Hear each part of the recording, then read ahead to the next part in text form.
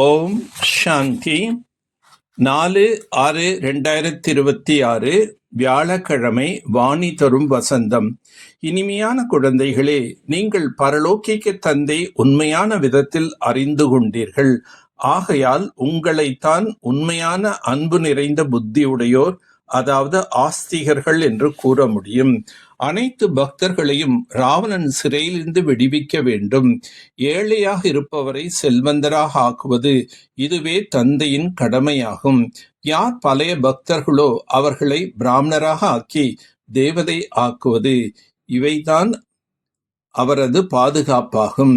தன்னுடைய அனைத்து பக்தர்களுக்கும் முக்தி, ஜீவன் முக்தியை கொடுப்பதற்காக பக்தர்களின் ரட்சகர் வந்துவிட்டார். தந்தை என்றாலே படைப்பாளர் என்று சொல்லப்படுகின்றது. படைப்பாளரிடமிருந்து படைப்புக்கு ஆஸ்தி கிடைக்கின்றது. மனிதர்களுக்கு 2 தந்தைகள் உள்ளார்கள். ஒன்று உடலுக்கு தந்தை, இன்னொன்று ஆன்மீக தந்தை. குழந்தைகளுக்கு ஞானம் மற்றும் பக்தி இரண்டும் தனித்தனியானது என்று புரிய வைத்துவிட்டார். சத்தியுகத்தில் உடலுக்கு தந்தை இருந்தும் ஆன்மீக தந்தை யாரும் நினைப்பதில்லை. ஏனென்றால் அதுவே சுகதாமம். இந்த ஆன்மீக தந்தை அனைவரும் துக்கத்தில்தான் நினைக்கின்றார்கள். பக்தி மார்க்கத்தில் ஆன்மீக தந்தை யாரும் அறிவதில்லை. இப்பொழுது தந்தையிடம் அன்பான புத்தி உள்ளவராகிவிட்டீர்கள். மற்றவர்கள் அனைவரும் தந்தையிடம் விபரீத புத்தி உள்ளவர்களாக இருக்கின்றார்கள். இந்த விஷ கடலிலிருந்து நீக்கி பார்க்கடலுக்கு அழைத்து செல்லுங்கள் என்று நீங்கள்தான் அழைத்தீர்கள். ஆகவே தந்தை வந்துள்ளார் குழந்தைகளை பார்க்கடலுக்கு அழைத்து செல்ல. சிவன் நம்முடைய எல்லையற்ற தந்தையாக உள்ளார். இதையெல்லாம் அறிந்து கொள்ளாமலே சிவ பூஜை செய்கிறார்கள்.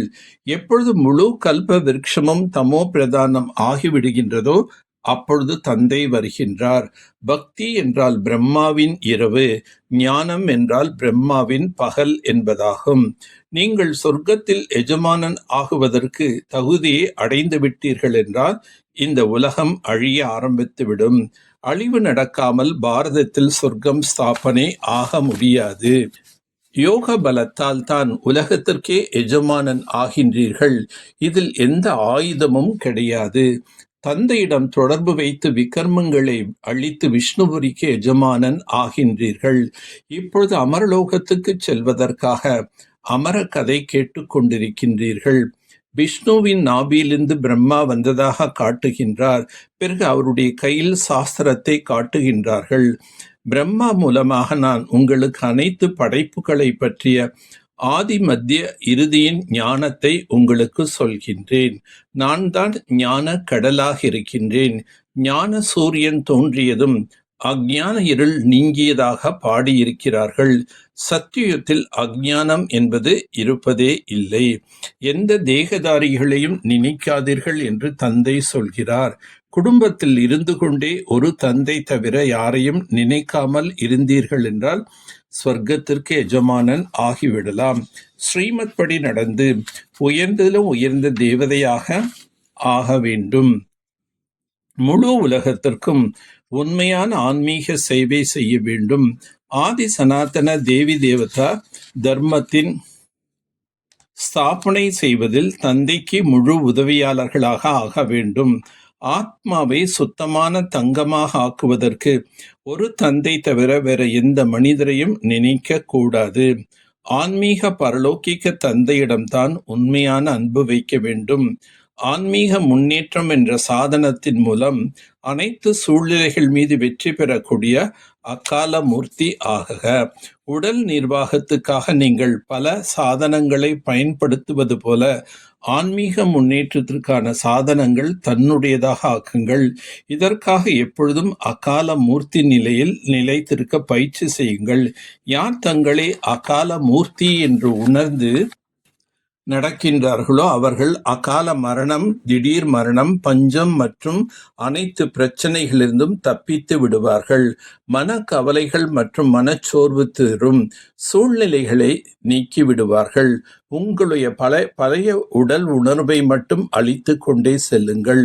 ஒரே சீரான மனோநிலையின் மூலமாக கர்மேந்திரியங்களுக்கு அப்பாற்பட்ட சுகத்தை அனுபவம் செய்யக்கூடிய அனைத்து ஈர்ப்புகளிலிருந்தும் விடுபட்டவர் ஆகுக. எந்த ஒரு விஷயத்தையும் யார் மீண்டும் மீண்டும் மனதில் உணர்கின்றார்களோ, ஃபீல் செய்கின்றார்களோ, அவர்கள் இறுதியில் தோல்வி அடைவார்கள். யார் சாட்சாத்காரம் பார்க்க சொல்கிறார்களோ அதில் கூட மிக நுட்பமான தத்துவம் அடங்கி இருக்கின்றது. இந்த சூக்ஷ்ம சரீரத்தின் மூலம் சுற்றி வருகிறார்கள், வெளியில் சுற்றிவிட்டு வருகிறார்கள் அல்லவா, சூக்ஷ்ம சரீரத்தின் மூலமாக. சிவ் பாபா திவ்ய திருஷ்டி மூலம் புத்தி என்ற கயிற்றை மேலே இழுக்கின்றார். ஆத்மாவுக்கு சுகத்தினை கொடுக்கின்றார். தேகம் மற்றும் தேகத்தின் அனைத்து தர்மங்களையும் மறந்துவிட வேண்டும். பரமாத்மாவுடன் யோகத்தின் ஈடுபடும் பொழுது பரமாத்மா தெய்வீக பார்வை மூலம் ஆத்மாவை சுற்றி வர செய்விக்கிறார்.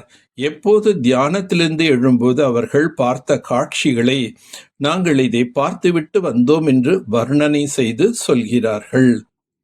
ஆத்மா ஒரு பொழுதும் மரணிப்பதில்லை. எப்போதும் மகிழ்ச்சியாக இருப்பவர்களின் நினைவு சின்னமாக விஷ்ணு ரூபம் காட்டப்பட்டுள்ளது. விஷ்ணு பார்க்கடலில் நிம்மதியாக படுத்தபடி ஞானத்தை சிந்தித்து மகிழ்ச்சியில் திளைக்கின்றார். எனவே மகிழ்ச்சியாக இருப்பதற்கான சாதனம் ஞானத்தை சிந்திப்பதே ஆகும். யார் எவ்வளோ அதிகமாக ஞானத்தை சிந்திக்கின்றார்களோ அவ்வளோ அதிகமாக அவர்கள் மகிழ்ச்சியாக இருப்பார்கள். எந்த ஒரு சூழ்நிலையும் அவர்களின் தைரியத்தையும் உத்வேகத்தையும் குறைக்க முடியாது.